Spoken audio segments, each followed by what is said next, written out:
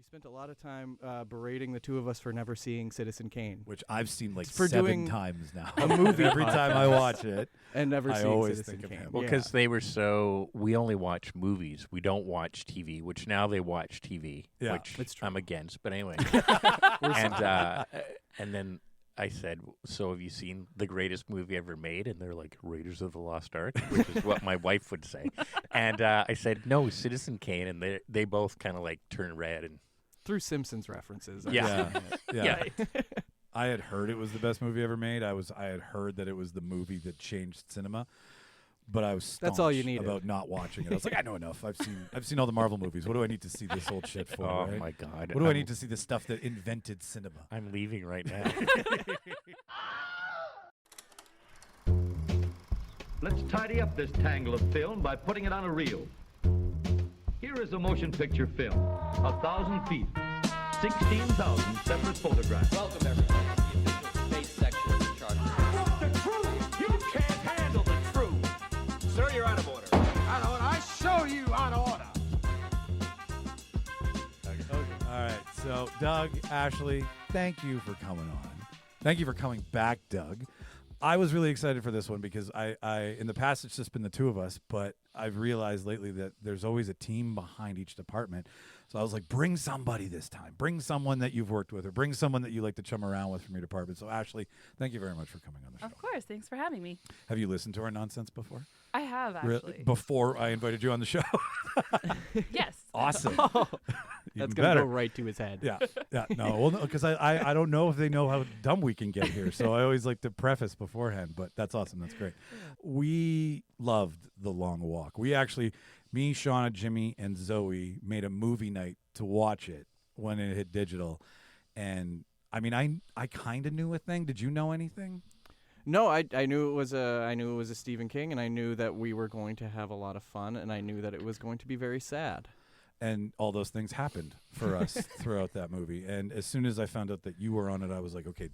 When I found out they were going to be killing kids, walking down a road in the middle of Manitoba, I was like, I need to talk to the people who in any department who made this, because not only was this story insane, but you guys went through the ringer making this too, if I'm not mistaken. Like every department had long days on Manitoba highways with no shade. Is that a? They weren't actually really long days. No, they weren't. Oh. They weren't. No, because our wonderful, incredible director, Francis Lawrence, he does not like, I mean, nobody likes to work long hours. He doesn't like to work at night or do nights, which, again, nobody does. But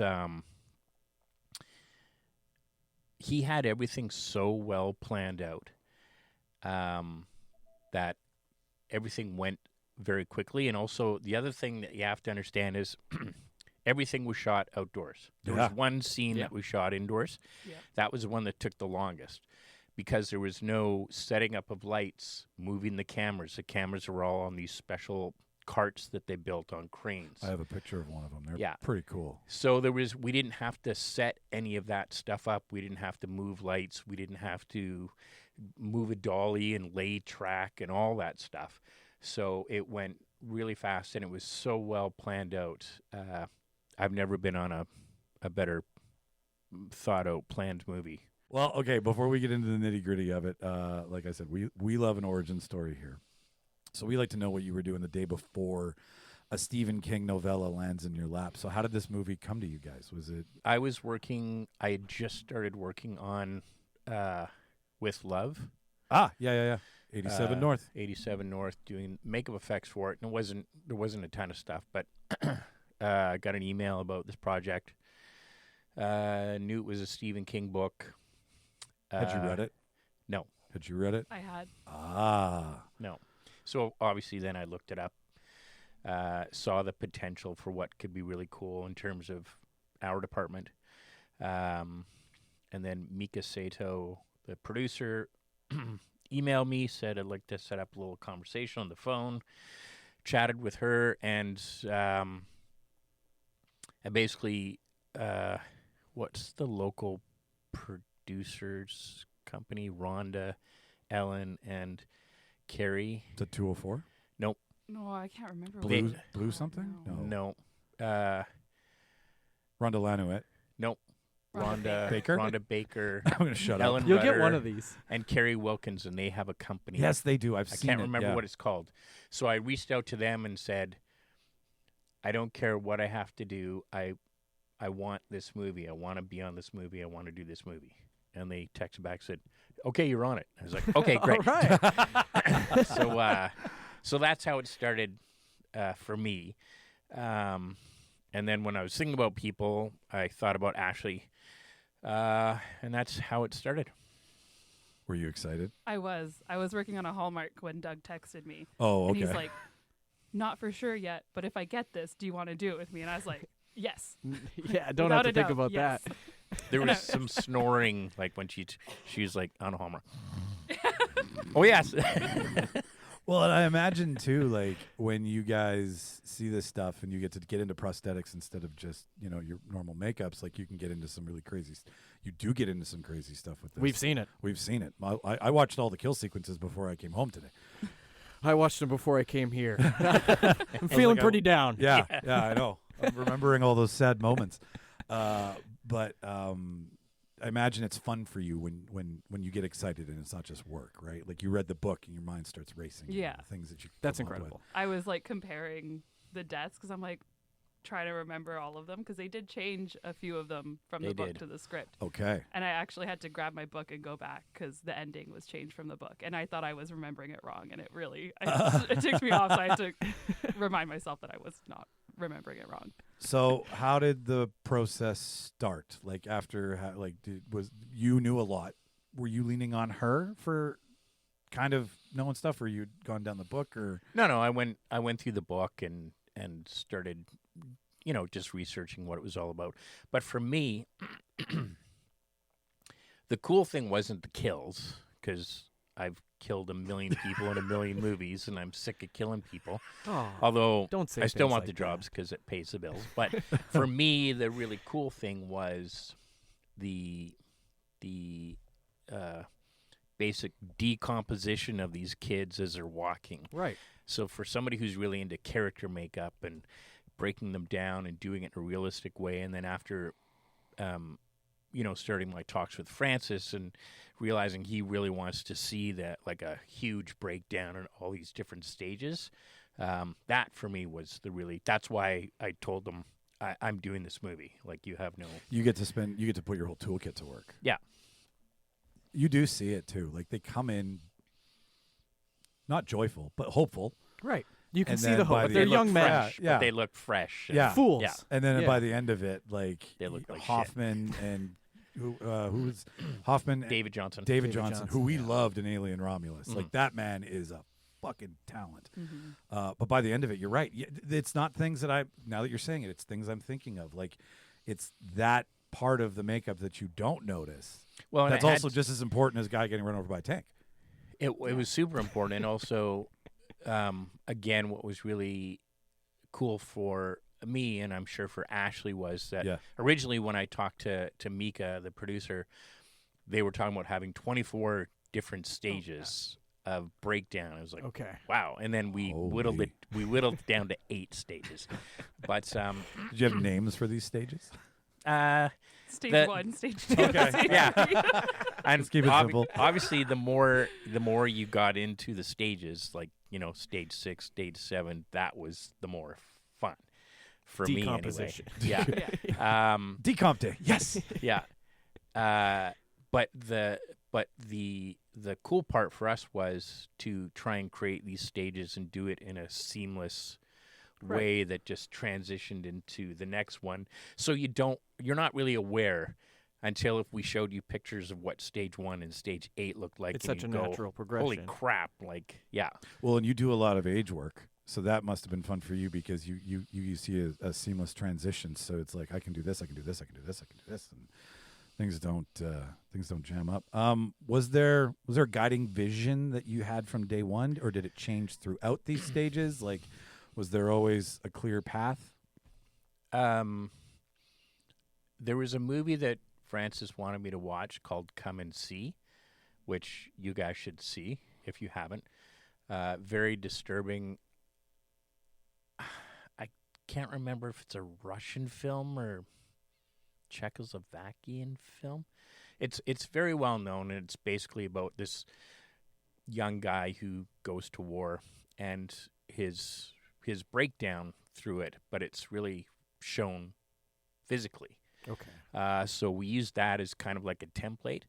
But Francis just really wanted them to look as terrible by the end as possible without them looking and having them be too distracting. Because there was all kinds of things that I was thinking of doing. Like, sometimes if you don't drink enough water, you get that white stuff around the edges of your mouth. Yeah, the pasties. And, I talked about that with Francis and decided, let's not make them so gross that you don't want to Maybe look. people are just focusing on that. Yeah. Okay. And that was kind of like the brief about it. So what I did was I called Ashley and said, hey, we just had this meeting. Can you come over tomorrow? And I'm just going to try all these different things on you, and we'll photograph them and take it from there. Part of being a good makeup artist is being a good model. I thought I looked really tired when I got to his place. And then by the time we did the stage 8 and took it off, I was like, oh, wow, I am not tired at all, actually. I look great now. Yeah. So that was cool. So we actually came over and we just did all these, like a whole bunch of stages and took pictures. And I built little prosthetic transfer eye bags and chap lips. And I just tried all these different things, which Francis was like, I just wanted you to try everything. And then then showed him all these pictures, and he was like, "Yeah, exactly. That's what we want." Well, you're not just doing it with actors in general. Like, these are young men in their 20s. These are young, spry, ready to go, full of hope young men that you have to take from that and put into a state of decay. Mm-hmm. Incredible. Thanks. Absolutely incredible. What is it like being able to read a product that you are then able to work on? It was like really surreal to me. A Stephen King product. Yeah. Like it was, and I also was a huge fan of the Hunger Games franchise books and movies. Right. So for it to be with Francis Lawrence as well, I was just like on cloud nine, like right from the get-go. We all heard through the grapevine, and this is something I was interested in asking you guys, was that Stephen King was adamant, like he's very involved in these productions now, as opposed to what happened in the 80s and the 90s with a lot of the choice decisions that were made with some of his products. And he was just like, sure, I'll take the check. I don't need to be a part of this. But then I think he got the George R.R. Martin deal where it's like, we're useless without you. Did you guys, was he involved in any of this stuff? Because the question is, I know he wanted to take it to a 10. He wanted everything to be seen. That's something that isn't usually like where you get to take your kit to a 10. What was that like with this? Like, you know that you got a lot more reign than normal.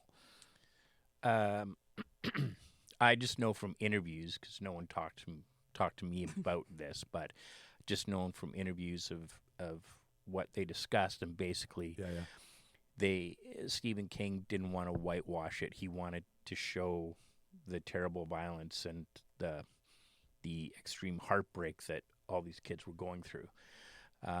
That's why it's rated R.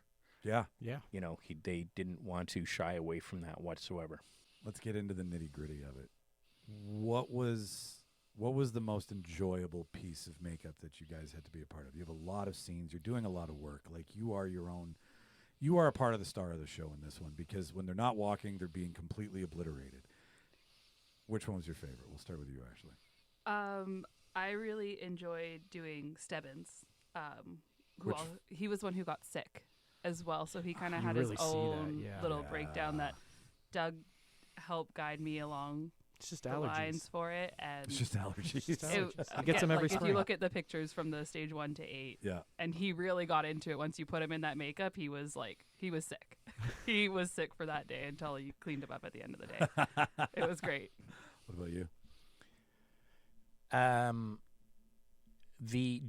The doing all the stages and being given the liberty to make them look as bad as possible, and especially the kind of 6, 7, 8 stages. 6, 7? 6. You wouldn't get Just it. get out of here. We're- I don't. I've heard of this. I don't know. I don't know what it means. I'm sorry. We're cutting the whole show. Like you Like guys Ariana are, Grande, when someone says it now, I Oh, just no. immediately go, Jimmy, how old are you? 30. Oh my God. Okay, yeah. So I'm sorry. stages 6, 7, and 8. For me, it was these breakdown makeups and making them look as real as possible. That for me was because you've done the blood, you've done the kill. yeah. This one, yeah. That for me was the penultimate thing of making them look as realistically broken down as possible. So I loved it. Like I kept telling Ashley I could have worked on this movie for another 2 or 3 months after we wrapped. And that's a rarity because you guys never know what you're getting into, right? Every cast member was amazing. Oh yeah. And also in prep, we were given. 8 days Was that what it was? for the test. Yeah. 8. Yeah, I thought it was like 2 weeks, like 8 or 10 days. We put as many of the 50 walkers through all the stages that they would go through, which never happens before we did camera tests. So that never happens. That's crazy because you're just looking at it. You're not looking at it through the lens, so you Right. don't know it. Like you've done all that work for still no confirmation. Well, so we were taking pictures Yeah. of everything that we were doing and labeling them step 1 or stage 1, stage 2, da da da da da. I think I sent the most emails in that 8 days than I have in Yeah. my life. And what was happening was I wasn't getting any responses. So is why I'm bald. It's because I started to worry because I worry about everything. What are they saying? Or like they're not What are they liking it saying? because they're not responding. Yeah. And then after about day 4, I got a response from Francis's assistant. Less snot. So then I knew he's liking everything, and he's only going to tell me if there's something that he's wrong. not Oh, keen that on. nice? Yeah, oh. and that was the only note that we got. Yeah. Was less snot and not as chapped outside of the lip line. Those were the 2 notes. The relationship that you two guys have, how did you divide and conquer this one? Because you said 50 walkers. Yeah.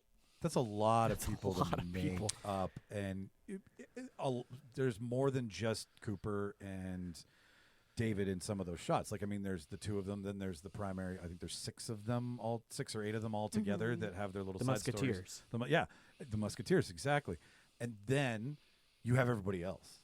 So how did you guys handle 50 Like, is it the walkers? same process for the background actors? So that what are we did walking? was Ashley and myself and our second who was in the trailer with us, Megan Stark. Hi, Megan. Hi, Megan. We started doing our tests. Actually, I think it was just Ashley and I first, wasn't The it? first day, I think. Yeah. And then we brought Megan in, and then I talked to production and said, look, a lot of these walkers, they're not going to get past stage 2, but a lot of them will. So I talked to production, and we brought on 3 kind of full-time second assistant makeup people. And they came in, and we did 2 days of showing them Yeah. all the different stages, Yeah. so that once we got into shooting, they knew exactly what to do. So we looked after in the trailer. We looked after the top, 25. something like that. Okay. Yeah, and then they looked after everybody else, and then Ashley would kind of supervise them. More snot, less snot. More chap, less chap. Pretty You're much. good. Keep going. Yeah, Like an assembly line of dystopian children. but you got to remember too that all those kids only made it up to stage like. Right. 2 or 3. Yeah, they aren't going right most to of the Yeah, them. and then they started Right. dying off, and so by the time we got to stages 6, 7, 8, it was like 12 people, and 10 people, and 8 people, and then 6 people. So Were you walking with them too? Because I know the cinematographer. I know a lot of the departments were on the side of the highway, walking along. walking along with you. Like, did you guys have your own death march in this? We actually had. everyone's gonna hate us for this. Yeah. Oh, no. So, here we go. Hair, makeup, and costumes had a 15-passenger van with the Wow. back seat taken out for all of our stuff. So all of our makeup bags, all of costumes, pieces, all the hair stuff, with a TV mounted behind the driver's seat. A big so flat screen we could TV. watch the takes. So we would sit in the van as they were shooting With air conditioning. with air conditioning. Yep. Yeah, and a cooler in the back. But when It's a fucking picnic. when the scene was done, we would get out and walk back to the reset with them, do their finals. Yeah. And there's a few times where if you didn't get in the van fast enough, you had to walk. You're for the left take. behind. So there like was a Buddy few tried times. to take a shit and then get back up to yeah. the front. So there's a And- few times. And when we got out, because we didn't wait for the van to turn around and go back, we would get out and walk all the way back. Right. And then So you're clocking, you're getting your steps in. We did about Oh, yeah. half the steps. we did about half the steps. But I have to say, Mika, Oh, our she producer, walked she walked every more single than take. anybody. She's got a lead. No, she was a producer. No, oh, you saw the setup. I love it. yeah. She walked more than anybody. Like she was incredible, that Yeah. lady. You mentioned the cast was great. Did either of these boys help with any of the choices, or did they just let you do whatever you wanted to them? David and Cooper. Cooper doesn't like makeup. Like when he's in a regular role, he really doesn't wear much of anything. Well, you're that good. You don't have to. Yeah. And but he basically just said, you know, you got to do what you have to do and make me look shitty. And I was like, cool. And David, you know, David was hard to make look bad. That guy was hard to make look bad. Now I just scar the whole show, which was interesting and fun to do, but took a couple of weeks to really dial in on the coloring and things like that. I understand that. For guys like me and Mike, you would have to do a reverse process and make us look great, and then you can start making us look bad again. Correct. Have to start Yeah. from a natural place of greatness. Right. Yeah. But I mean, talk about you know, Garrett and all that. Garrett was like so ready to be sick. Like I remember he came in for the test day and he was like so eager and excited to be made look terrible. Like I've never seen somebody so excited for Does it. that make what you do, like we hear the stories, the yak hair, the Jim Carrey yak hair for you we've talked about this Grinch, before, yeah. but like him using CIA training tactics Yeah. to be like, I'm going to go somewhere and it's going to be better than this. But when they're into it, I imagine that everything just compounds to be way better. Oh yeah, like it was always a fun time. Like there was the first few days, of course, like you're always nervous, but like once every day of the new stage, it was always kind of okay. Like we got to make sure it's right when we get to set, and then like once they're all established, it was like always a great time going in. And you've dialed in what you're doing. Yeah, at You that know, and point, you know, yeah. Do you try to break records, you guys? Like, do you have times? Do you keep a time? Because Well, we you hear have s- to. We Oh, had to, yeah. Okay. We have to. Like, you have to. And with so many people, like, and it was easy because at the beginning when we had all the walkers and everything, there's basically no makeup. You know, It was like just maybe shaving. a little, yeah, like a little That's funny. correction and stuff. Shave this little 5 o'clock shadow you got Yeah. here, Garrett. Yeah. The deeper we got in the stages, the longer it would take. So initially, most makeups wouldn't take longer than 5 to 10 minutes. Right. And then by the end, the makeups were taking like 40, 45 minutes. But we were only doing them to like 6, 7 people. It 8 also people. depended on the Quit wardrobe. saying 6, 7, man. It'll- Screw me up over here. Yeah. 'Cause a It al- few, It also depended on the a wardrobe. few I of don't know them, if you're like whatever or if you're No, talking I don't about know your what number. the hell this 6-7 thing is. God damn. All I know is there was some restaurant in the States that had a number 67 and they had to take it off the menu. Sure, yeah, yeah. I think it was like a Jersey Mike's. Oh, I know what you're talking about. You heard about that? Carl's Jr. or something. Yeah, Yeah. I know what you're talking about. They can't do it because people keep ordering it. Let's stop talking about this. Sure, that's why we get back to this. Okay, so there are a lot of really interesting kill shots. Me and Jimmy both, I think, cringed the most when we watched it. The road rash. How did Yeah, you with make- rank. when he Damon. slides like 5 feet down the highway running Oh. backwards.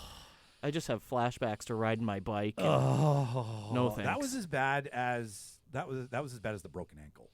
oh yeah. The broken ankle down the highway because everybody sprained their ankle. Like I got why Rank didn't get up. I wouldn't have got up after the road rash. Neither either. would I. It's over. Is there a secret to road rash? Because when he stood up, we were just like, Well, That was, yeah, Damon. right. So, no, I mean, you know, it's not complicated. It's just like stipple sponge with gel blood, and stipple sponge creates a texture, so you just pull it along the face, and it creates the perfect road rash It look. really did. Yeah, and then you put a bit of KY and a bit of flowing blood, just a little bit, and it works. Truly unpleasant. Good. Job Job done. well done.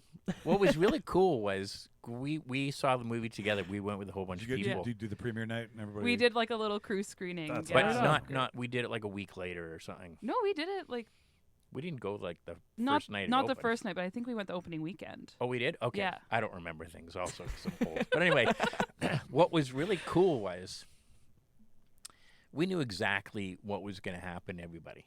And we lived through it all. And yet we were as affected as somebody who had not worked on the movie who was seeing it for the first time. Yeah. And that credit goes to Francis Lawrence, an amazing filmmaker who knows what the hell he's doing. A lot of back and forth between the departments. I imagine between you and him, and a lot of Conversation. conversation. It and- all happened in prep. Okay. So once we got into shooting, we knew what we were doing. Yeah. Okay. So the biggest worries for us were making sure we did a good job Yeah. Right. and making sure we got them done in time.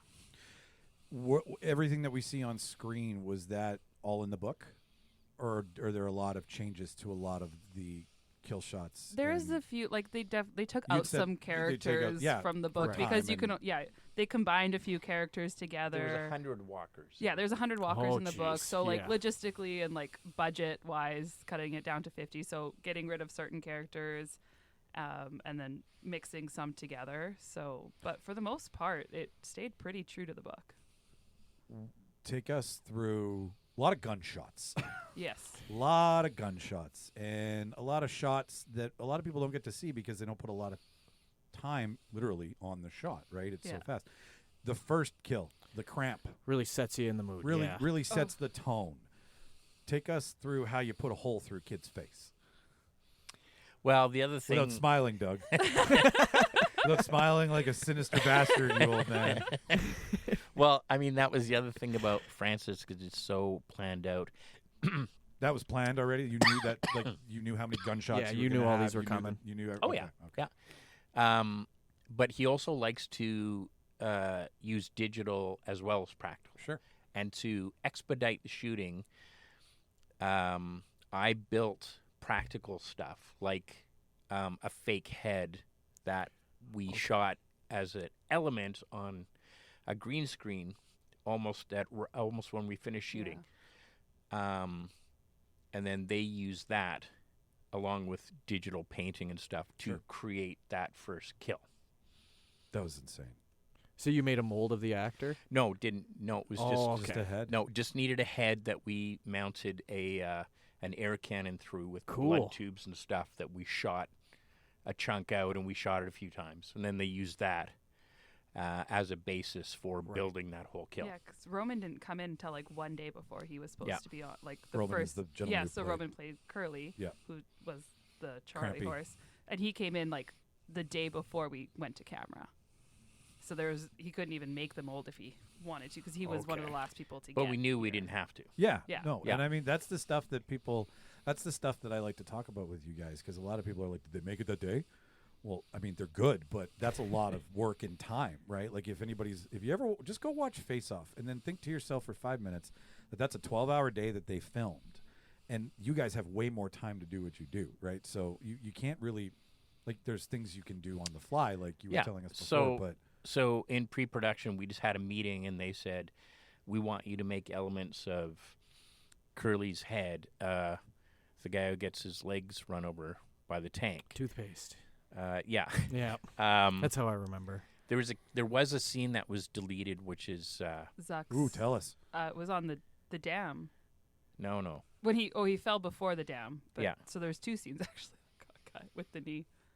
Who was that again? That was Emmanuel. He was playing Zuck. Zach, right? Yeah. And he falls on a piece of concrete, like a sharp piece of concrete, and no. like it goes right into his knee. Oh. So I built a Oh. like a prosthetic, appliance that looked like that with tubing and stuff, and we shot it, but it was cut out. Yeah. But Good reason anyway, for us to get the Blu-ray. Yeah. Yeah. Oh yeah, Many it's reasons. in there. There's Oh, yeah. a big behind-the-scenes stuff that shows a lot of that work. But we basically, and then we just had an element shoot day where we just shot all of those things. We shot like these fake legs that I built that looked like they were run over and dressed blood, and then special effects made these things that we could run over with, shot blood out, and then they just used that and digitally built all the kills that way. So on set, we knew, okay, this guy, he's getting his legs run over by the tank. They knew the shots. They did it that way, and it was really an expedient way to shoot. Mm-hmm. Any moments that we saw that were like, meh, but you guys were like, fuck, that was tough. I want people to watch this and look at something and go, oh, that doesn't look like that you guys were having a heyday with, and you had The Hill? Yeah, the hill. The Hill? Say the hill. The Hill, I think, screwed everybody. That was, we did I'll let 2 you nights do it. of The Hill. That was a night Yeah. shoot. Where is Yeah. that hill? Oh, that was out. Or was that just the camera tilted? No, No, we don't have that any hill, hills. that Really? hill They was had to steep. walk. They had to walk that hill. Oy. Was that out La we Riviera? shot 2 weeks out of town, and that was all the night stuff. Yeah, and that was La Riviera and La St. Lazare. Riviera, So I yeah. think that was La Riviera because St. Sure, Lazare yeah, was that's the where town. the Wow. ski hill is, right? Yeah. Yeah. That makes sense. and that was hard Jeez. to shoot that stuff. Yeah. Yeah. Just because of the literal hill, or Oh yeah. Well, and because like the shin director's splints, cramps. the director's stuff was all in a golf cart, and so was the sound, and the golf cart died because the Because hill. the incline Oh, it was, couldn't do it. Yeah. It was so there really- was a lot of. I know of a 15-person bus that probably could Oh, have done they the actually. That's what happened. They took They took took our our van bus. and we had to run And- up the hill. job. I should be a producer. and we had to walk. Yeah. There was one day though that it was one of those days where we only worked like 2 or 3 hours, and it was that morning shoot. The rainy day. It was a rainy day, and they were doing a shot where there was only one camera, and the camera looked 360. Mm-hmm. So we had to walk in a ditch. Yes. And it was raining, and it was wet. And it wasn't This is what I wanted to hear. and it wasn't like a 32-second scene. It was like a 3-minute scene, if not longer. Right. And so we were the whole crew is in the ditch. Almost and running. then almost running because we had to stay ahead of. So you could get back. Yeah, and it's one of the few days on set that I'm not proud of my behavior because Everybody has a day. We're when all they human. Well, when somebody they had to though. when they cut that scene, I came out of the ditch and freaked out. Mm-hmm. And unfortunately, I freaked out right at Mika, the producer.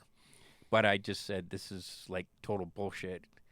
I mean, I don't know if it was you or It was- somebody in front of me who who went down. Like I'm imagining you a could've- culvert on a rural Manitoba highway. Yeah, Like if This there's- was a ditch. It like, was out with- by Stonewall. Yeah, and it was all like was- grass and like a ditch. yeah, Yeah. Highway 7, right?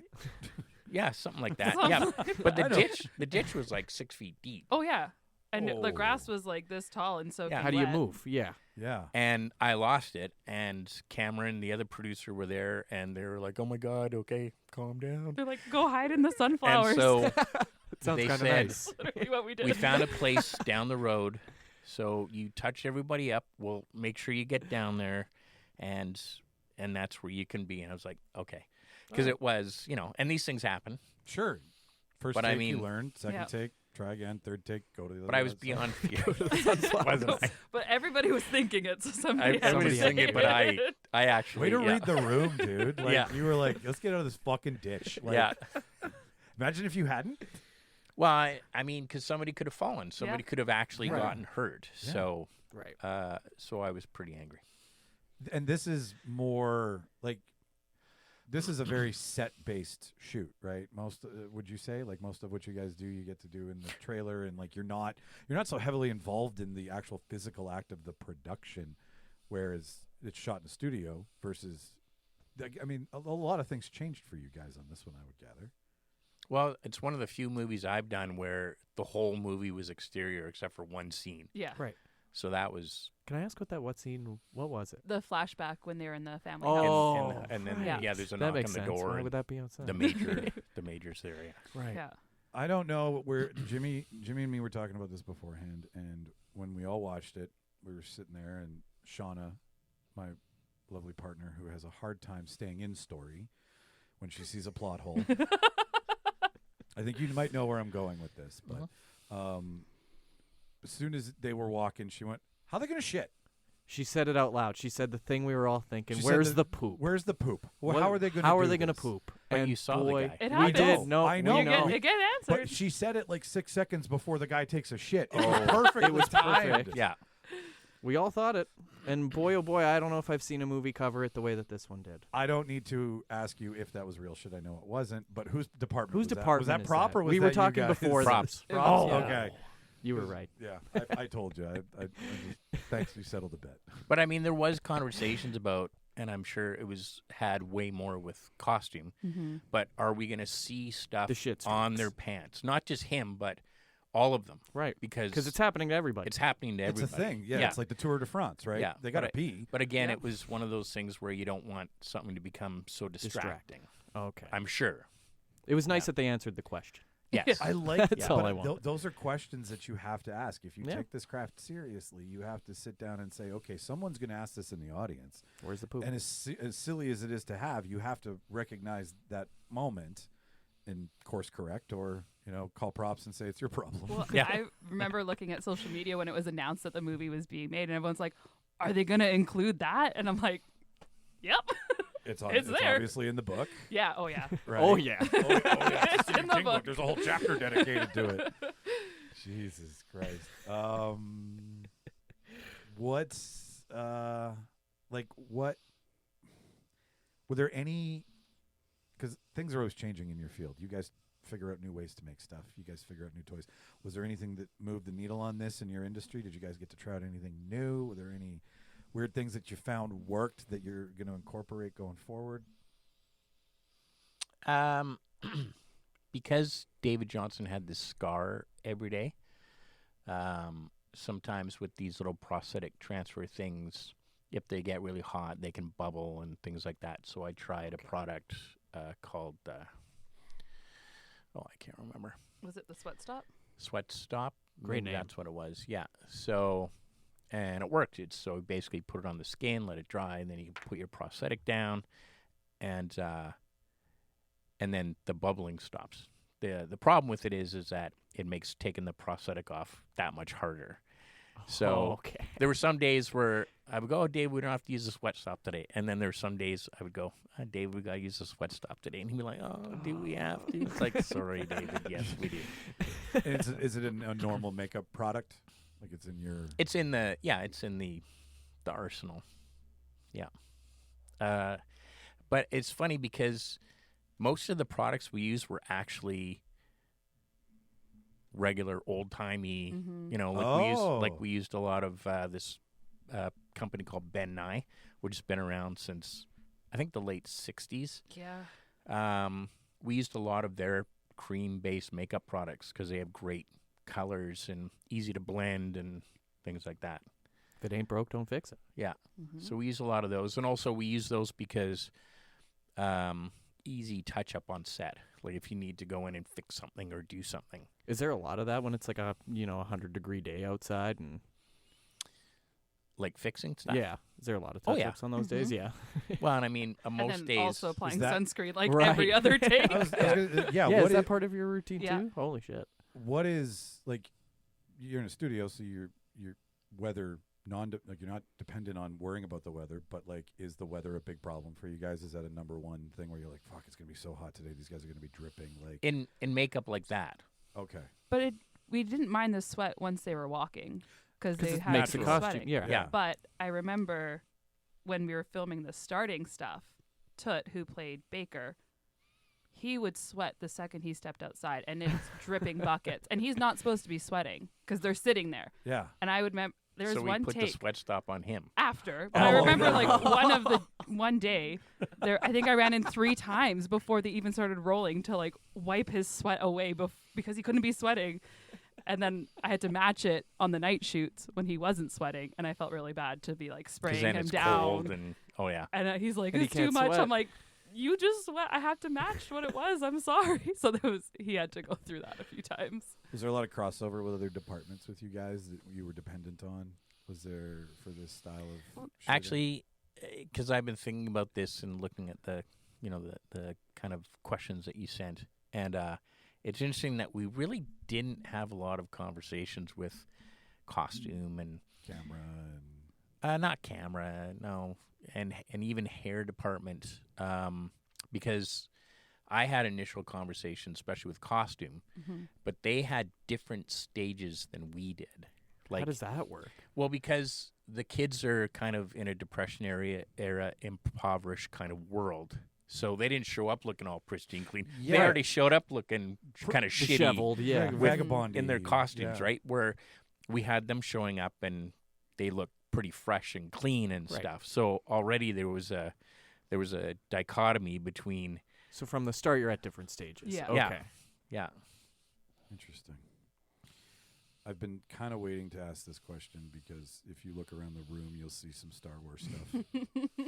And there's a certain character played on this show, the General, I think. Major. The Major. Thank you. Sorry, I never understood rank. I got kicked out of the military for doing drugs, surprisingly. But he was played by Mark Hamill. What was that like, guys? And now a word from our sponsors. This episode of The Real Debaters is brought to you by Smash and Axe Arcade Disco, Winnipeg's ultimate combo of chaos, catharsis, and killer aim. You know those moments in movies when the hero snaps, slow motion kicks in, and something finally explodes in glorious release? That's the vibe at Smash and Axe. Step into a neon wonderland at 1763 Henderson Highway, grab an axe, take your stance, and channel your inner Viking, or maybe just work out the rage of rewatching The Phantom Menace. But the story doesn't end when the last axe hits the target. Not even close. Next door, the arcade disco lights up like a Tron sequel directed by John Wick. Classic arcade cabinets, retro lights, thumping music, and a full bar serving up drinks and snacks fit for a warrior. It's part Lumberjack Dojo, part nostalgic fever dream, and all awesome. And now here's the plot twist. When you mention the secret name Dr. Smashington, you unlock $15 off your first hour of walk-in axe throwing and a $5 Trans-Canada blueberry beer to toast to your victory. Yeah, you heard that right. Say Dr. Smashington, get a deal, and instantly become the coolest name dropper in Winnipeg. They're open Wednesday through Saturday from 4 p.m. to midnight and Sundays 4 to 11 p.m. with a happy hour from 4 to 6 for all your early evening action stars. So round up your crew, loosen your throwing arm, and trade Netflix for nunchucks, metaphorically, of course. Because at Smash and Axe Arcade Disco, you're not watching the movie, you're living it. Smash and Axe Arcade Disco, where every night ends with a bullseye, a blueberry beer, and a story worth a sequel. Pretty cool. Doing makeup on your childhood idol, because I'm sure Star Wars is big for you, but Yes. like he was I there. saw Star Wars Yeah, he opening was there. opening day. Do him like that. Yeah. Opening day. Hey, he's the one who's been saying I'm 60, I'm old, 6'7", Grant, so I Grant figure I'm Park just, Theater, Yeah. 11 Nice. years old. Nice. That's when Grant Park Theater was one theater, and it sat probably about 300 people. Opening day, saw Star Wars. I've talked to you. You've worked with a lot of people. You guys are cool. You know how to keep your shit together. But I'm sorry, at this point in your life, what was that like? That's a lot of things for you. That's your, I don't know how. You waited to the last day before you even brought up Star Wars to him. That's Yeah. important. Yeah. Because I well, and you understand that though, right? yeah, We and have I'll, business. I'll Let's do explain business. why. Yes. But You want to hold the sword while you're doing this? yeah, I don't know how because Ashley department heads their own shows, so I don't know how you think, but especially with somebody like Mark Hamill, there's always the worry that they could be an asshole, and you don't know I get it.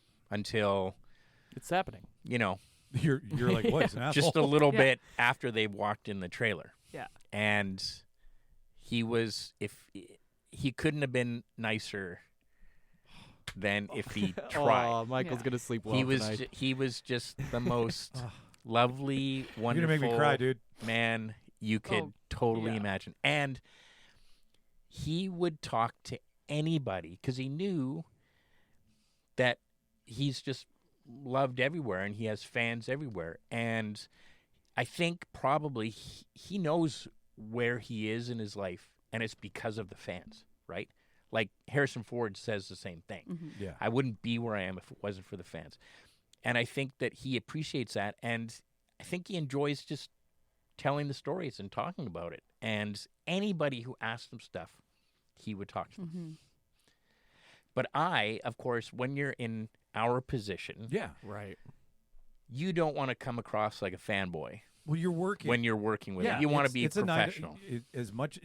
I totally get it. Yeah. But what I do with some of the people that I've worked with is I'm way more interested in the makeup artist who Mark Hamill worked with on Star Wars, which was Stuart Freeborn, who's one of my heroes, who created Nerd. who created Chewbacca and Yoda and the apes from 2001: A Space Odyssey, right? Yep. So I would ask questions to Mark about what it was like working with Stuart Freeborn. Oh, and that's things so like cool. that. Yeah. But on the last day, we were chatting, and he brought up something about Star Wars, and I said, There's my opening. Yeah. "Yeah." I'm in. Literally. And because Mark and I talked That's about awesome. politics, like we talked about all kinds of stuff. Oh yeah. And we're also monster kids, like famous monsters of Filmland, and Mummy, Frankenstein, Dracula. all of yeah, all of yeah, that. yeah. So we had a kinship with that. But he brought up something from Star Wars on the last day, and he goes, "Oh, I didn't. Someone had to tell me that. I can't remember what it was." And I said, "Yeah, because that's in the novelization Splinter of the Mind's Eye, which was the first Star Wars novelization to come out right after Star Wars." And he looked at me, and I went, "I'm a fan." Jesus Christ, you read the books only so many people read. Yeah. Holy Well, this shit. was the I've first. never met a no- person first who one. read those books. This was the first novelization that came out Was this where he right goes after bad? Star Wars, Is like this the stuff 1978. where where he goes. I dark only side? read it once, Okay. but for whatever reason, I remembered certain elements of that, and Your brain knew that was the and time. yeah. And so I was like, oh yeah, and so, but you don't want to do that while you're working. No. Yeah. Find a moment. Find a moment. Yeah. What about you? I was the same. I basically just sat there and would like when I was in the conversations. The best one I had was when we were talking about the Jaws franchise, because that's my favorite movie. So we're talking about the Jaws franchise with Mark Hamill was pretty surreal. But also the last day he was there, and Ashley, was like, wanted a picture with him. It's like, yeah, definitely, of course, he's no problem. And Ashley goes to me, "Doug, do you want a picture with Mark?" And I try not to do that because they get asked a gazillion times, Totally. right? And again, Mark, he would talk to me about stuff, and he said, "Yeah, like I just made a living doing this." Right? And like for the people that can't see me, I did like my arm up around an imaginary person having a selfie taken. Yeah, for the listeners. Comic-Con And I was like, pose, no, yeah. no, it's okay. And he's like, no, come on. And she took a whole bunch of pictures.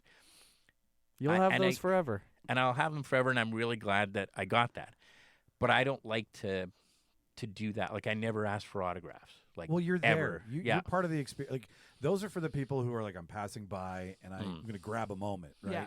But you have hours. Yeah. You have days with everybody. So it starts to get weird after you've had all of this real time, this memorable time, Yeah. these conversations. Now you want a photo? Like, I just spent hours with you in a makeup chair. What are you asking me for a fucking photo You know what I for? look like? But You know who I am. But the guy's a legend, Yeah. Right. Exactly. right? So you take, And I knew Doug was going to ask for him. So, No, so I there was was like, no way, that so I'm day. glad that she yeah, did. because he would be mad if he didn't get it. Yeah. So you're a good team player. Yeah. I like that. But that was a great thing about, not that, but the great thing about working with Ashley is so organized about everything, like almost pathologically organized. Like, it's almost Medicatedly scary. organized? Yes. All of the stages that we went through, she had printed them all out from what scenes they were and who was in them and all that. And that was what made my job way easier because all I had to concentrate on was kind of developing all these looks and all that. And, working with Ashley and Megan and everyone else to translate the looks onto the people. But to have that was, I didn't have to worry about anything. Is that your which process? Was great. Yeah. I remember Doug sent me the script first, and I did like a really brief like breakdown of that without even knowing what the stages were. And when I met for Doug, he goes, "Oh, so I want to get this and this done." I'm like, "Oh, well, I have this." And he goes, "Yeah, that's what I wanted." I'm like, "Okay, perfect. Great. So we'll just embellish this a little bit more." Talk about synergy. Yeah. That was great. Yeah, Yeah, it worked out well. really well. So do you guys have anything coming up that you're working on together again? Not at the moment, but I'm sure we will. Yeah. They'll come across each other. The other thing with my career now is, like, I was the department head on this movie, so I was in charge of all the stuff, but I'm trying not to do that as much for a variety of reasons. One of them is that there's way more movies coming with prosthetic effects. So, is there a resurgence of that, or are you just saying like the calendar year? There's stuff that's coming. Those are just the movies that are happening. There's just more movies coming here that have that heavy kind of stuff prosthetic. in them. Exactly. Okay. So, is there a reason for that? Is it because of our tax credit and the way it's budgeted here, and you can get away with prosthetics? Because I imagine, what's cheaper, prosthetics or CGI? well, you'd be surprised that it's just as popular as it ever has been. And in Like fact, vinyl. That's what we like to and hear. in fact, a lot of the directors that I've been working with want it all practical. Like I did a movie that comes out in April, I think, called Normal with Yeah, that's Bob Odenkirk. Yeah.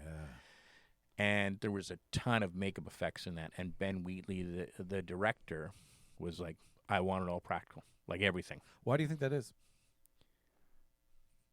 Because it's fucking cooler and better. Yeah. Well, I mean, I know. What a I- stupid fucking fucking question. I know what the four of us think. It looks sick. But what I'm saying is that like, is it the director coming up now that is a fan of this stuff, that grew up with this stuff? Like, are the I think it has something to do with that, and I think it also has to do with, I mean, let's face it, most of the time you see digital blood and it doesn't look good, Right. no? right? You're right.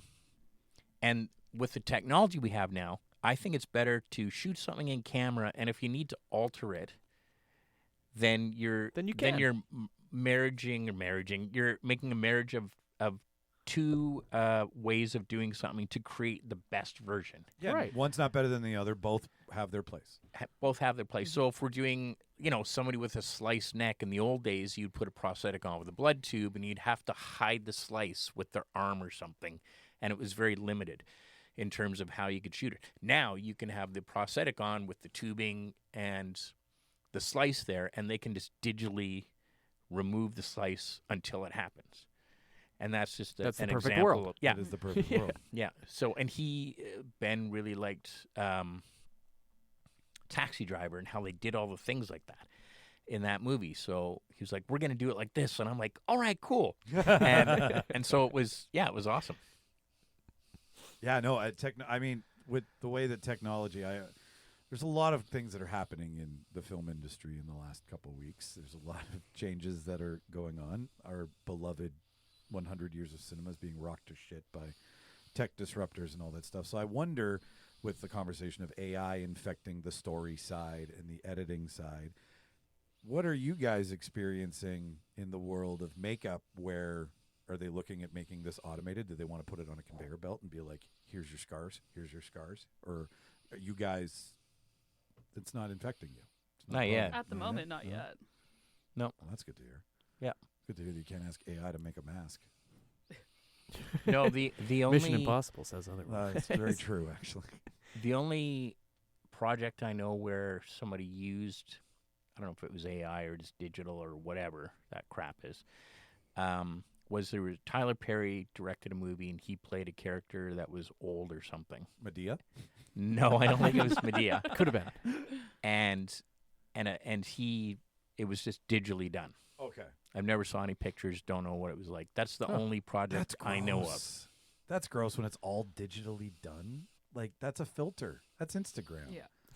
That's not making something up. That's changing something for the worst. And I mean, I'm not Ashley's age. You know, I've been doing this for a long time. Could have so fooled us. 6, 7. So you're saying?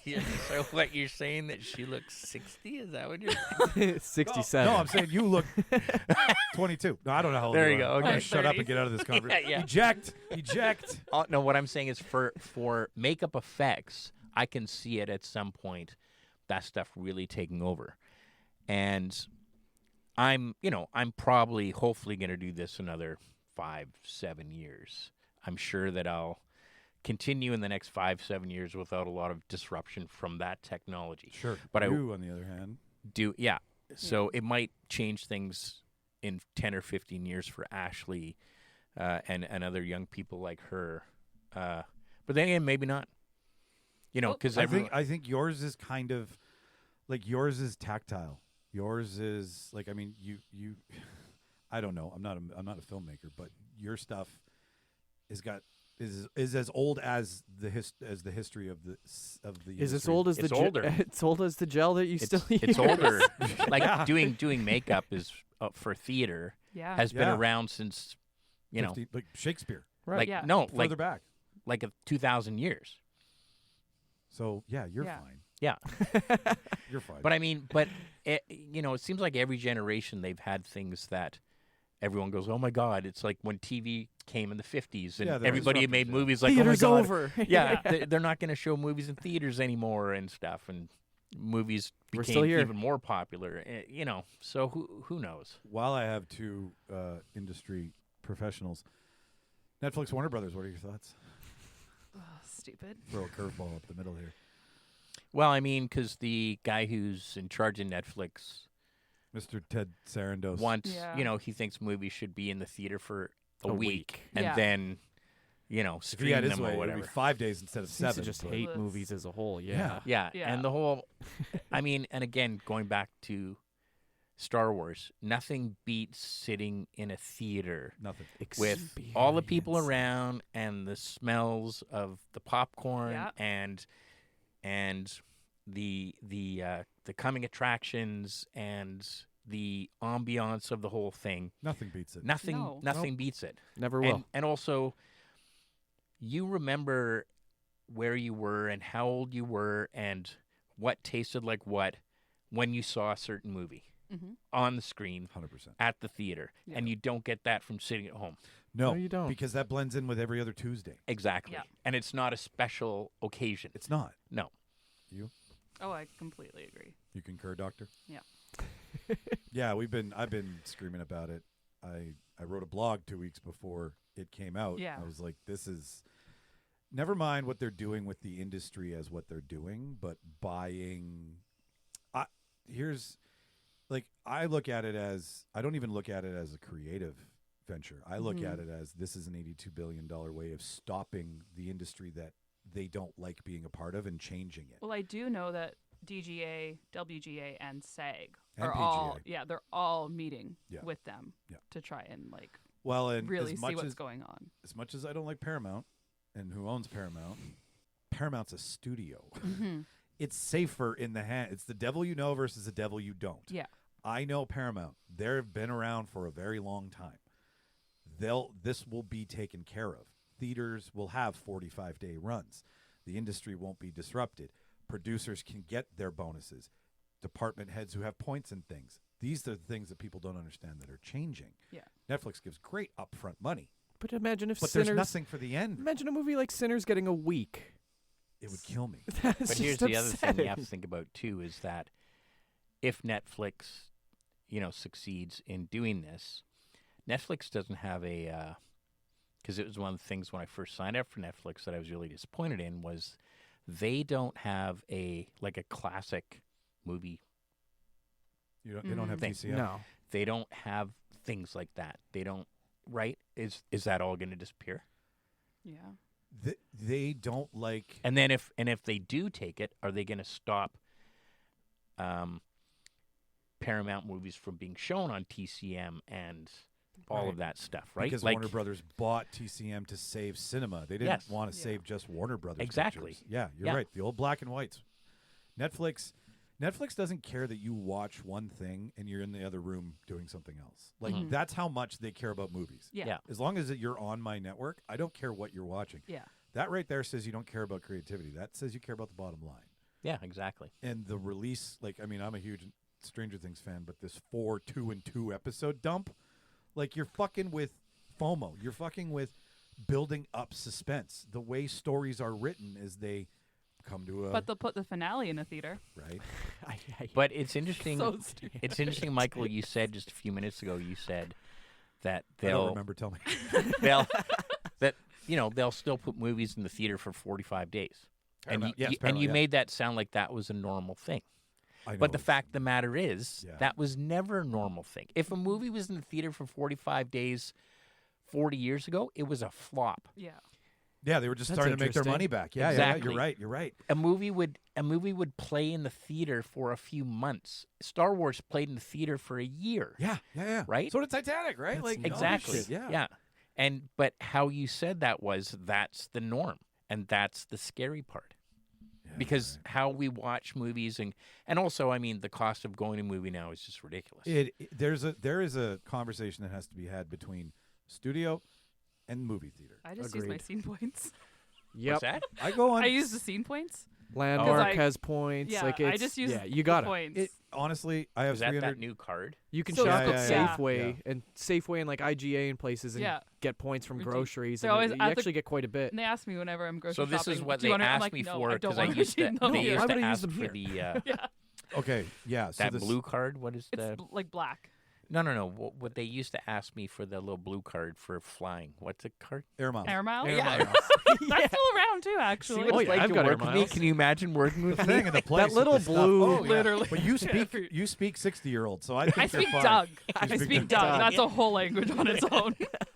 Well, that's a shorthand, though, right? I mean, if you work long enough together, you understand everybody's idioms and all Yeah. that silliness. But sorry, Netflix. Yeah, it's I don't know. And Oh, we were talking about how expensive movies. yeah, Yeah. if like it's 80-20, I believe, opening weekend. So 80% of the ticket price goes back to the studio, 20% goes to the theater. That is ridiculous. So they have to charge what they do for concessions. They have Yeah. to. or charge they it. die. Yeah, 100%. Yeah. You nailed it on the head.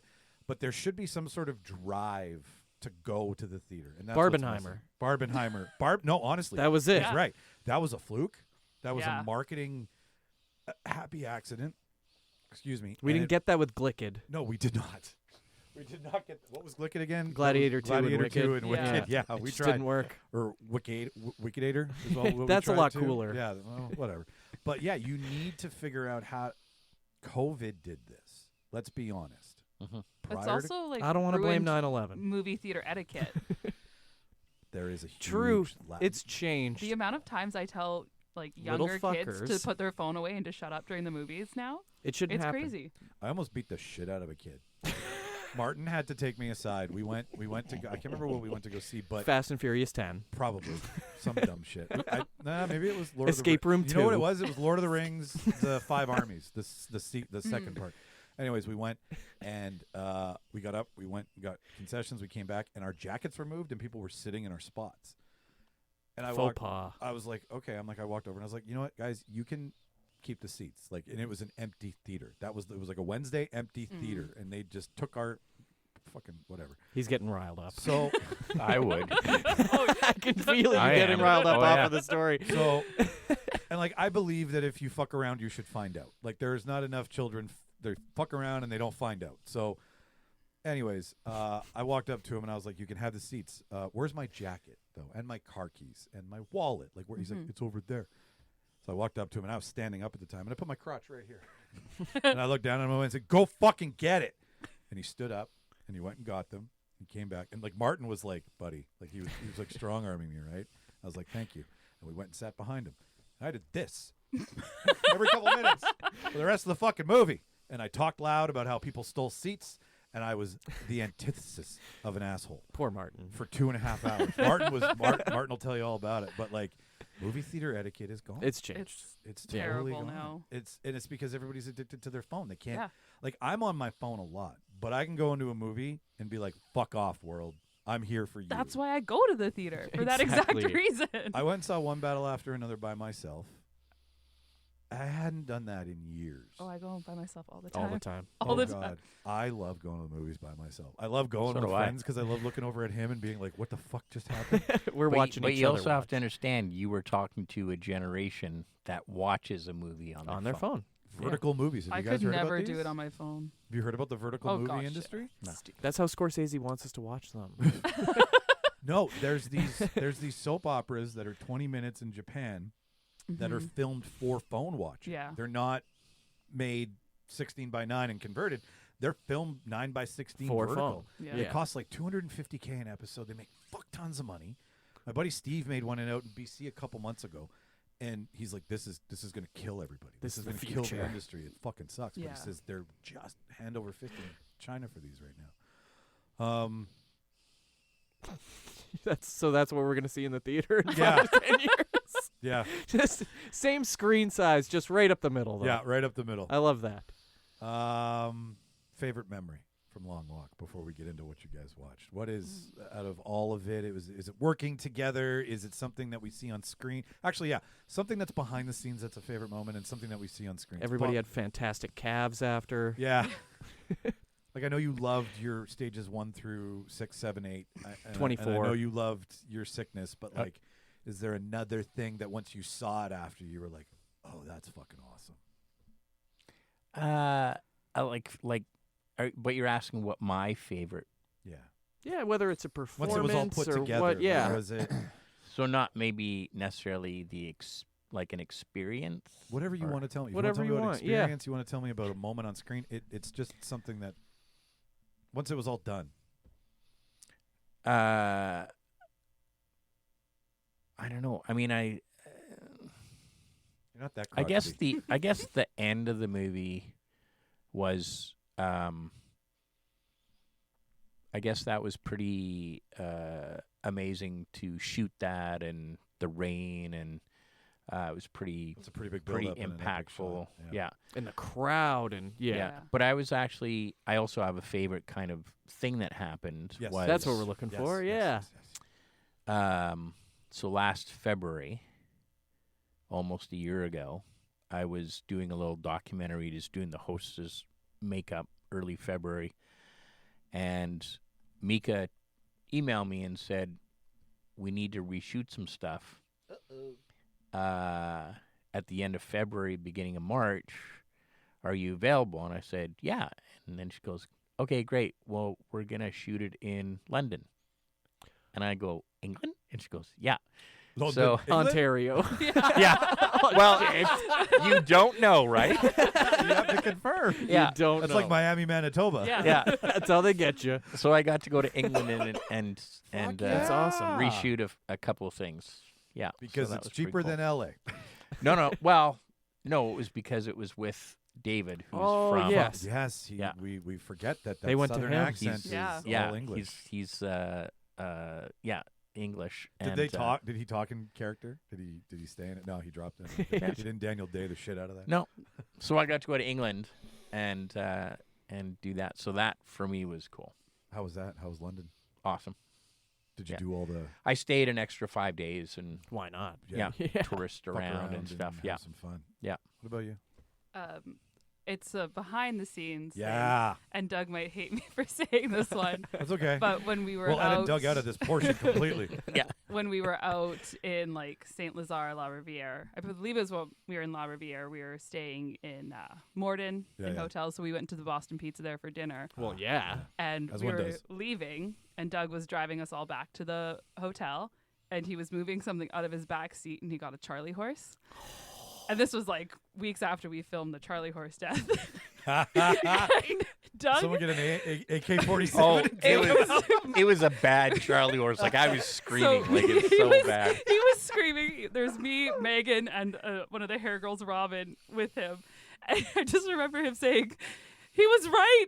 It's so bad. He was right. Just eyes forward. And he was like walking around the parking lot. None of us Trying are to get helping. rid of this stupid Charlie The horse. three of us are all just in tears laughing. put not him to even trying sleep. to help him. Oh no! It was. It took us like 10 minutes to calm down. I forgot all after. about that. One of you should have started counting 1, I know. 2. Oh yeah, it's amazing. Morning. It's amazing that I'm still alive, but Morning. it's true. Totally, Morning. there was no way You I know, would have gone down. It was I just. get I it. think that was Yeah. my favorite moment of that entire. It's the worst. shoot. I'll wake up in the middle of the night with one and be like, like you can't stretch, you can't do shit. It was so Sometimes good. you just go to Boston Pizza. You have too many fish bowls on Friday, and it's just too much. That's Yeah, amazing. that was my favorite memory of that entire shoot. That's great. My physical pain. Great. Hey man, I get shit on all the time by the other 4 of these fucks, so I understand. Oh, I'm what used it's to it. like. I You get- got. I get you came shit on back all from the it. time. Yeah, I did. Yeah, I managed to get us home. Yeah, with tears in my eyes. Thank you very much. Was it the gas Yeah. leg or the brake? It's both. It was. It would be your It was right the leg. right both- leg. Yeah, you're driving Yeah. with You were both driving legs. like a stock car? Well, I've had that happen a few times. I did this movie with Robin Williams, and we shot in Alaska and here called The Big White. And I was in a car touching up Giovanni Ribisi, and all of a sudden I get just the worst. And I said, "Sorry, Giovanni," and I had to get out of the car and scream and walk around the car to get rid of this terrible cramp. Oh my God, it was just horrendous. It's and whatever. Anyway, It is what it is. I bet you Giovanni's like, man, my makeup artist once had a cramp. He in was his leg. It was- screaming. Yeah, you scream like my makeup artist on the Big White. yeah. Holy shit. All right. Well, we love you guys. Thank you so much for sharing your story. But there's one more thing before we want to let you go. And it's fun to talk to the creatives and the technicians about what they make, but it's even funner to talk to them, if that's a word, about what you like to watch. So, Ashley, what are you watching? What you watching? What you watching? Oh gosh.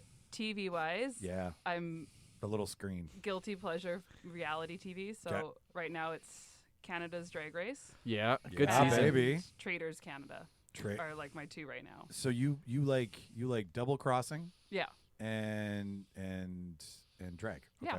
Okay. And there was a drag queen on Canada's Traders this season, so it was like the best of both Look at it. worlds. Do you know Jimbo? Yes, I love Jimbo. Jimbo was here. Oh, probably I think last year. Yeah. Yeah, and I wanted to go to that show so bad, and I couldn't end up going. And all my friends went, and they took pictures with them after, and they're dressed as the sperm, and I'm like, this is just fantastic. Such a great costume. I don't know what the hell they're talking about. Not gonna be I like, don't what even the know. Traders? Is it like a fur trapping thing or something? No, so Exactly. it's That's like what a I thought it was too. it's a reality competition show. So it's all like there's a mix of like celebrities and just like regular people. Does Alan Cummings host And that? are they? He hosts the American. 'Kay. They're trading things like paper No, like clips and trader, houses. like a trader. Like you're a trader. So they're all competing Oh, for I money. see. Like, Yeah. So there's like 2 Betrayal. But Yeah. There's 2 or 3 that are like Like, traders. I'm and gonna they have to start try calling and- Mike Benedict Arnold. Is Yeah, that yeah, what we're yeah, talking? Yes, 100%. yes. 100%. Yeah, and yeah. they like kill each other off until there's only so many left. And if it's a trader at the end, they get the money themselves. They and if actually it's- kill each other? No, they just get voted off. Someday. Oh, okay. We're But getting it's there called though. murdered and Okay. stuff. I'm Next sure. season, Yeah, they're next thinking season about it's it. real. Yeah. Oh, okay. It's what's the one on Netflix? The Where they kill people? Squid Squid Games. Game. It's the Yeah. Manitoba Squid Games. And obviously Drag Race is the shit. Yeah. Do you watch Yeah. Dragula? Jimmy will tell you about Oh, I watch Dragula. all- Dragula's awesome. Every sort of any. Have you sort seen Oh. Dragula? I've seen Dragula. I've seen every franchise of RuPaul's Drag Race. You've been watching Titans? Not yet. Oh, I need to. it's a good season. Okay. Oh man, I think the finale comes out tomorrow. Yeah, I was waiting. Yeah. I was Oh, gonna good binge them all choice. on the weekend. Oh, waiting a week is killing me. It's the way it should be. Sorry, Dad. You shouldn't be watching like this. I want it like, now. Binge watching. I hate if you took away binge watching from me the first week, I'd be like, meh, and then after that, I'd be like, thank you. It depends on the I show know this- for I me. know this Depends on the format. show. For me, it's like some shows I like the binge, some I like the cliffhanger. Then be an adult and wait until it's fucking out, and then do your binge after. That's what I do. Right? I'm not saying an you. adult. Sorry. I'm not. Just an I adult. am. talking to him. Mister, give me everything I want right now. I wanted every episode of The Pit all at once. But that's the problem with today is Yeah. that no one I'm a monster. no one has to wait for anything anymore, No. and you lose this sense of Want. expectation Yeah. and I this love it. That's excitement. exactly it. Yep. Whereas when I was a kid and you couldn't wait for the next week of Happy Days if Joni was gonna kiss Chachi, like that was exciting. Like Relatable. and waiting the whole summer to see who killed JR. Like it's I remember ruining. that my mother was losing her shit that week. Like, I But was born in 1995. I know. You know, when I was a kid and I wanted to watch Planet of the Apes, I had to wait for it to be on TV, and I had to look at the TV guide every week to see if it was going to be on. That was fun, and it made it. Then you tape it on your VCR. This was before that. my friend. Holy crap! I think we're done. Wait, you didn't ask me what I'm watching. No. what you watching? I said I think we're done as a show. I didn't. Oh, This show. over. I don't know what I'm doing. We're done. Yeah, what are you watching, Doug? Okay, well, first of all, I don't watch any of that crap. You don't watch And Secret Lives of Mormon Wives? Come on. I don't really watch any shows anymore. Yeah. And I think it's because I really don't know why. Too other much? than no, it just doesn't interest me anymore. I go in my shop, I turn on my TV, and I watch Turner Classic Movies. I get it. The only right now I am watching because my wife and I have to have a show to watch. So we've What, are been you gonna watching. talk? Well, yeah, exactly, yeah. It's like, well, no, because she's always like, let's eat in front of the TV. It's like every night, let's talk. No, I don't want to talk. But we watch The Blacklist, Yeah. My parents love that show. which is a fun show. It is a fun show. Is it Spader? I've always loved Spader, James yep, yeah, Spader. yeah. It's great. But other than that, I watch cooking shows but I watch movies, which is what you guys used to do. And we used to. And this is the last time I am on this show. No, dude. No. We do watch a lot of TV. You're I- right, but it's because we all have partners who are obsessed with TV. So it's like trying to get Shauna to watch something. It's got to be 90.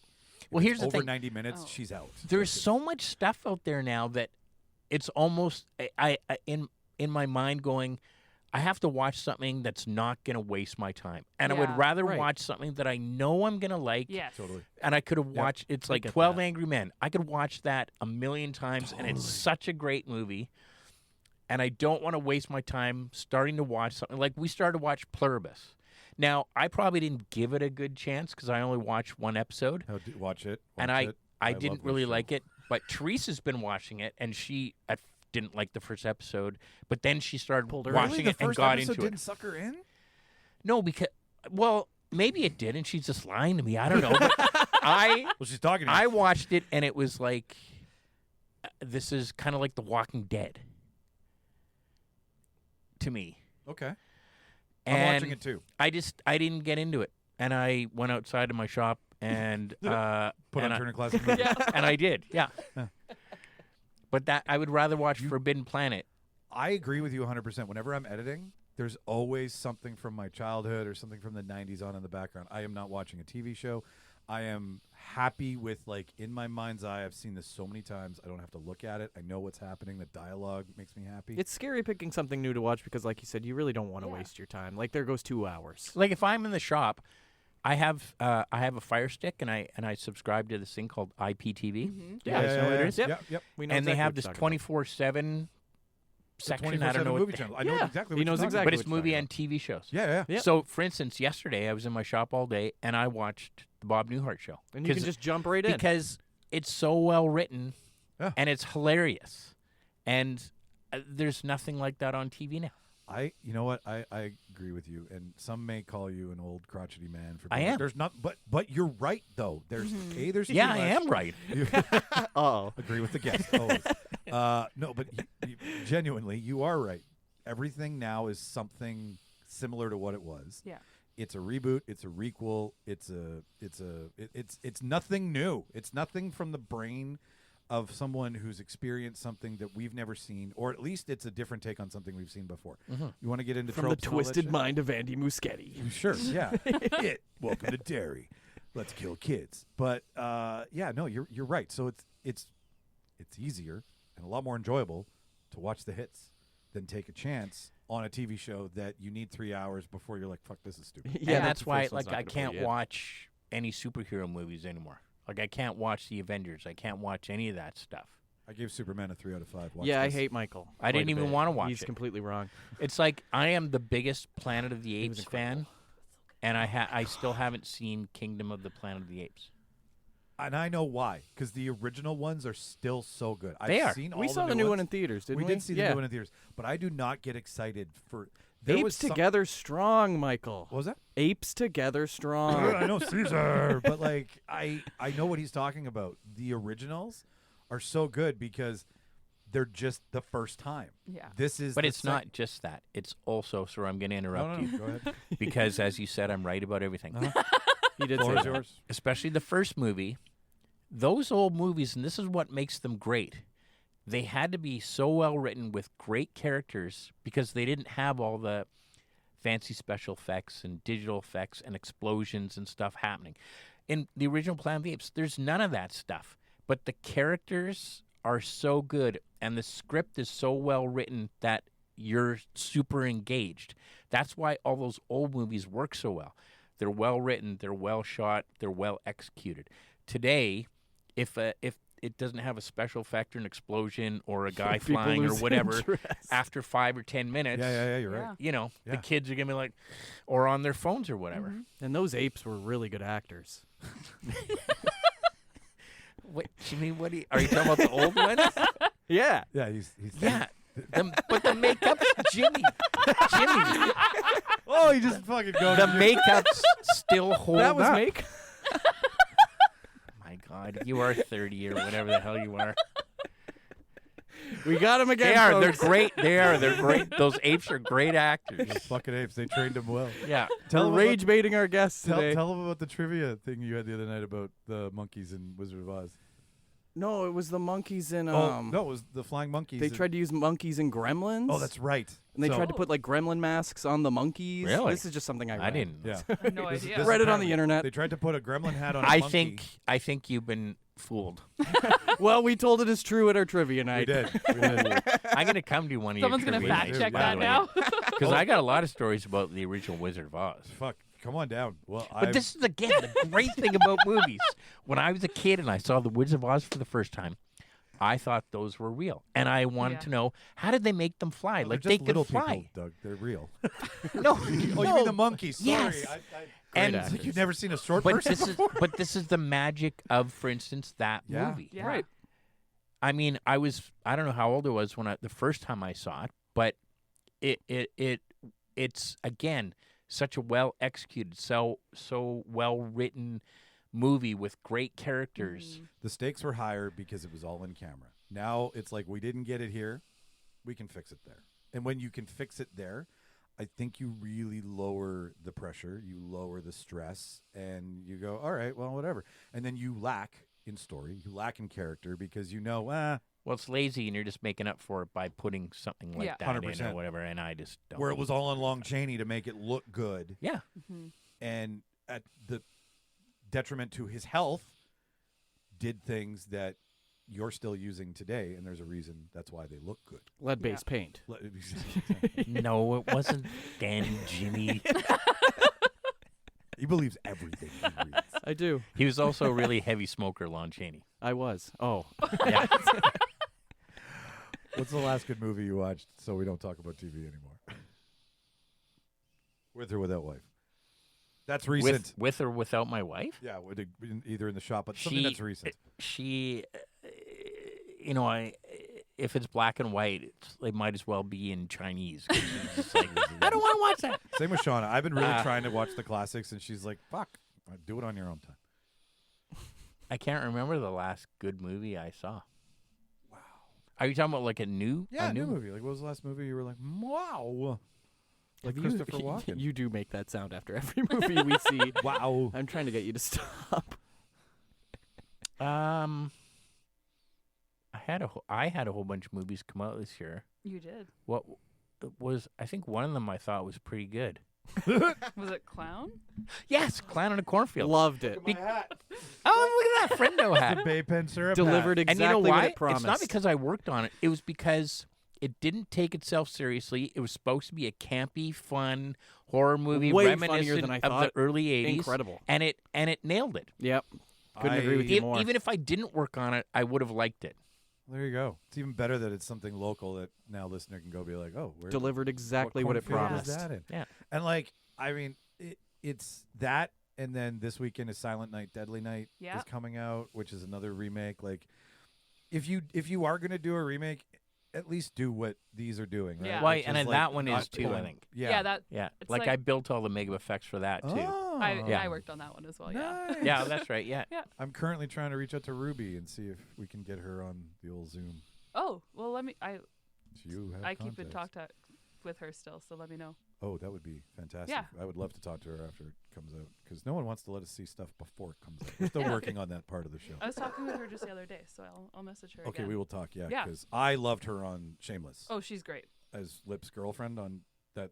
That's where She's so great to work with too. and Rowan. Oh yeah, he was I phenomenal. heard the two of them were like Oh, they were great. okay, yeah, Yeah, both, fantastic. and they were both great to work with. Thank you. Yeah.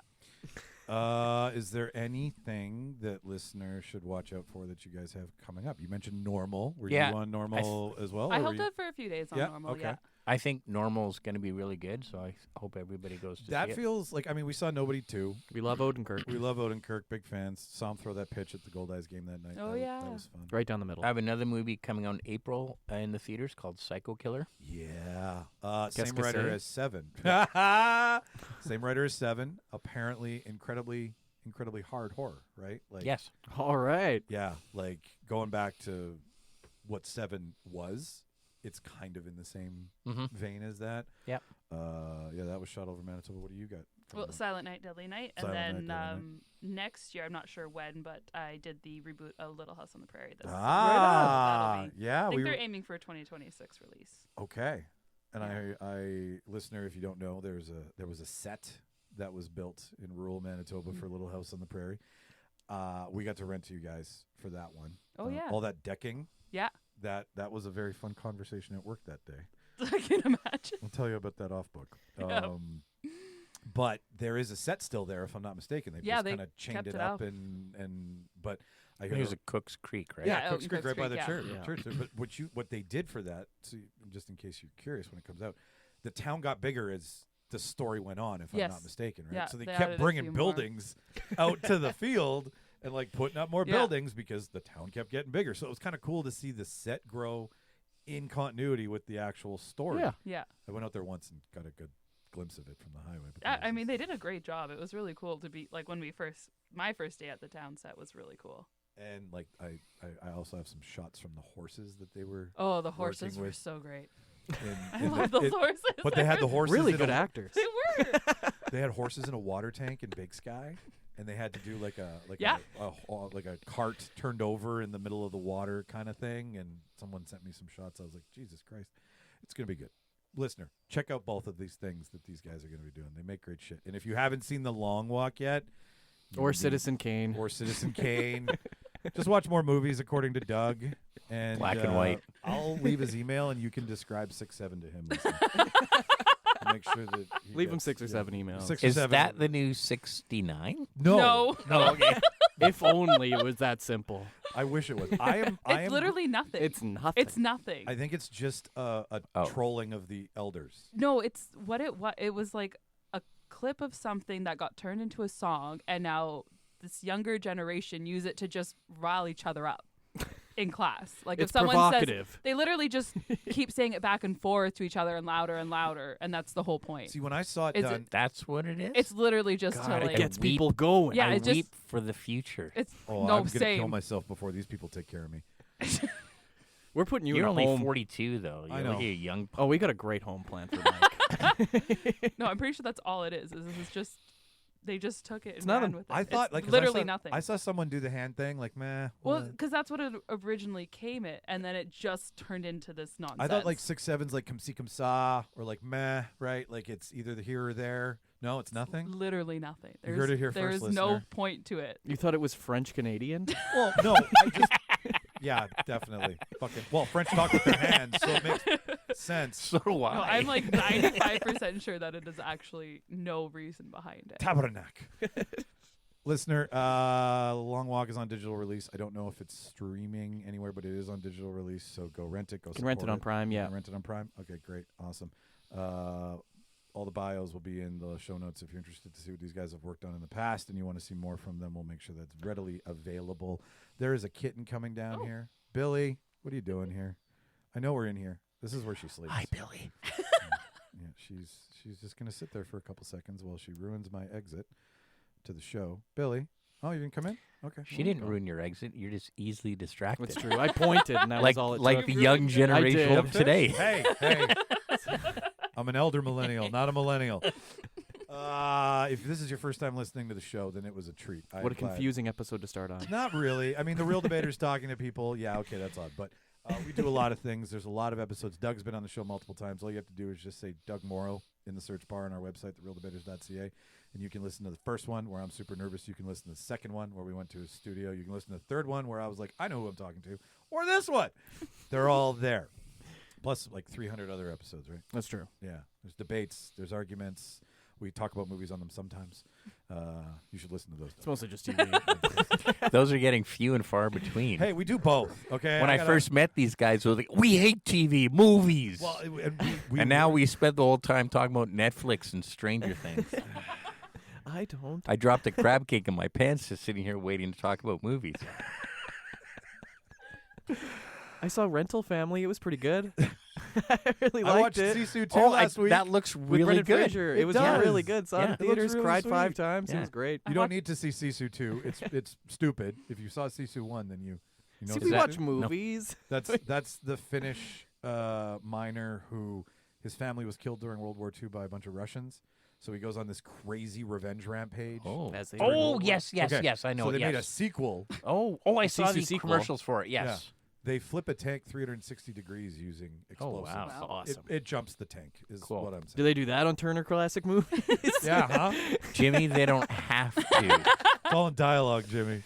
What? What about you? I watched Sentimental Values the other night. That's with... Stellan Skarsgård, and it's like 75% Norwegian, and then Elle Fanning is in it as well. The only time they speak English is when Elle Fanning is in. I love Stalin. So, I love the Skarsgård it was family. beautifully heartbreaking. Yeah? Yeah, definitely recommend it. Okay. There you go, listener. This is your first time, don't make it your last time. Subscribe to the show, realdebaters.ca. If you want to leave a voicemail, if you want to ask a question, if you want to raise a comment, we have a voicemail. It's the little mic in the bottom right corner of the realdebaters.ca. Just click on it. She's going to love you now. She's super sweet. And January 29th is the next trivia night. We've got a poll going right now on our Instagram. It's between... It looks like we're doing Gilmore Girls. I think we're doing Gilmore Girls. Yeah. Oh God. Yeah. Hey, we have Shrek on We put it there. up. Shrek's a movie. Shrek's a movie. We have- There's like 5 of them. I think we have to do Citizen Kane trivia to get him to Fifth come one's If not out. you out do yet, Citizen actually. Kane trivia, I will be there. I will moderate it. Oh no! Now we have to be right. just I leave can't this just. I Google will moderate answers. it dressed as old Watch it like 10 times. If you, as old Kane. if you show up as Charles Foster Kane, Yeah. I'd love it. That'd be so amazing. The makeup artist showing up as Charles Foster Kane. As Well, eight- the makeup is. Do you want to hear a quick Yes, little trivia? yes. Okay, so when they were going to shoot Citizen Kane, Orson Welles was walking through the RKO makeup department, and he noticed this guy in the corner, and he was doing all these weird things with all these prosthetics. And he asked the other makeup artist about him, and they was like, don't pay attention to that guy. He's not even like a union member or anything. And and they basically said, just leave that guy alone. But Orson Welles was really intrigued by him. So he was looking at what he was doing, and he was making like prosthetic things. And he said, could you make me realistically old? And he said, yes, I can. And so they did some tests, and he was like, this guy's going to do my movie. And they said, well, he's not a union member. And he said, he's doing my movie. And all of those incredible makeups, which still hold up to this day, were done by this makeup artist, Maurice Siderman. And when the movie was shown to, can't remember who the president of the United States was at the time, he viewed it at the White House with Orson Welles. And I think this is the correct story. And the president said, the makeup is amazing. And Orson Welles said, yes, it's so amazing and so incredibly sad that they won't let this man into the union. And the next day, a car drives up to RKO Studios with a union card for Maurice Sideman. And that was how he got in the union, because the president was like, I don't go for that bullshit of trying to keep people out. And that's how he got in. And Maurice Sideman, look him up, everyone. This guy invented all kinds of incredible things that are used in the medical profession today. And he was a genius before his time. I just love that story. Like, this is how you get shit done. Get this man his card. And that's why, so cool. If you watch Citizen Kane, there's no makeup credit, because he's not a union at member. the time. The only person who would get a makeup credit, like in all the departments, was the head of the department, who probably didn't even do anything. Yeah. But he said, this guy, if he can't get the credit, no one gets the credit, and that's why there's no makeup credit on it. Well, like, and I mean, if you haven't seen Mank is the story of the two of them and how great Mank movie, great movie, but how that came together because Orson didn't know, he was 23. Mm-hmm. He was courted by Hollywood, and they were like, do whatever you want, because this guy's going to be Unicron someday. His final credit, horrible. I feel so bad that's his final credit. But he in all of his interviews, like, ever since you turned me on, like, I sincerely mean this, ever since you turned me on to Citizen Kane, I watch movies differently now. And I watch them for who's doing what from Citizen Kane, who's still taking from these old movies. Oh, yeah. Star Wars is The Last Samurai. Right? Yeah, yeah. Like, The Aviator is Citizen Kane. Like, but the great thing about Citizen Kane and Orson Welles directing it and giving carte blanche by the studio, he had never made a movie before. He didn't know how movies were made. So there's a shot at Citizen Kane that's a really, really low angle up at Joseph Cotton and Orson Welles. And the camera guys are going, well, we can't get that short. Like, we can't get as low as you want. And he said, why not? Well, because the camera, we can't make it any lower. And he said, dig a hole in the set floor. So they dug a hole that was like 4 feet deep, put the camera in there to get the shot that he wanted. And that... Because that wouldn't happen now. They just go, oh, well, okay. And somebody we'll digitally add it later. Somebody would digitally add the hole. The director would compromise, right? 100%. And he was like, no, dig a hole. Well, he says in every interview, they go, why? How did you do what you did? Sheer ignorance. Yeah, exactly. I didn't know I couldn't, so I didn't think I couldn't, right? Yep. And then you have this masterpiece. Ladies and gentlemen, I have been Jimmy. This has been Michael. It's true. What? I'm just fucking with the old man. I've been Michael. This is Jimmy. Your guests have been Doug Morrow and Ashley Hyra. And we've been your real debaters this week. Goodbye. Bye. Thanks for having us. Love you.